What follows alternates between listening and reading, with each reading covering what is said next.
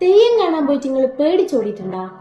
ഒരേ സമയം പേടിയും ഭക്തിയും തോന്നുന്ന തെയ്യമാണ് കൈതച്ചാമുണ്ടി തെയ്യം. അപ്പൊ പിന്നെ കൈതച്ചാമുണ്ടിന്റെ കഥ കേട്ടാലോ? ഉത്തര മലബാറിലെ തെയ്യക്കാലങ്ങളിൽ കാണപ്പെടുന്ന ഉഗ്രമൂർത്തിയായ ദേവീ സങ്കല്പമാണ് കൈതച്ചാമുണ്ടി. പണ്ട് ചണ്ടനും മുണ്ടനും എന്ന അസുരന്മാർ കഠിന തപസ് ചെയ്ത് ബ്രഹ്മാവിൽ നിന്നും ഒരു വരം നേടുകയുണ്ടായി. ആണിനാലോ പെണ്ണിനാലോ തങ്ങളെ വധിക്കാൻ കഴിയരുത് എന്നതായിരുന്നു ആ വരം. ഈ വരത്തിന്റെ ബലത്തിൽ അവർ 3 ലോകങ്ങളെയും വിറപ്പിക്കാനും ദേവന്മാരെയും മനുഷ്യന്മാരെയും ഉപദ്രവിക്കാൻ വരെ തുടങ്ങി. അസുരന്മാരുടെ ശല്യം സഹിക്കാതെ വന്നപ്പോ ദേവന്മാർ പരാശക്തിയിൽ അഭയം പ്രാപിച്ചു. തുടർന്ന് ദേവി ഭദ്രകാളിയായി അവതരിച്ചു. ആണിനും പെണ്ണിനും വധിക്കാൻ കഴിയില്ലെന്ന വരമുള്ളതിനാൽ ദേവി അത് രണ്ടും അല്ലാത്ത സവിശേഷമായ ഒരു രൂപം ധരിച്ചാണത്രേ അസുരന്മാരെ നേരിട്ടത്.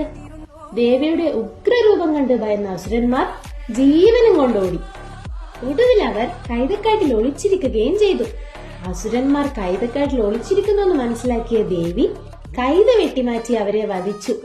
കൈതക്കാട്ടിൽ വെച്ച് അസുരന്മാരെ നിഗ്രഹിച്ചതിനാലാണ് ദേവിക്ക് കൈതച്ചാമുണ്ടി എന്ന് പേര് വന്നത്. തെയ്യം ഉറഞ്ഞു തുള്ളിക്കൊണ്ട് കൈത വെട്ടാൻ പോകുന്നു.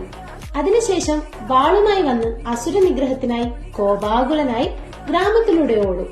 ഇങ്ങനെ ഓടുന്ന തെയ്യത്തെ വിളക്ക് വെച്ച് ഗ്രാമവാസികൾ വണങ്ങും. ശേഷം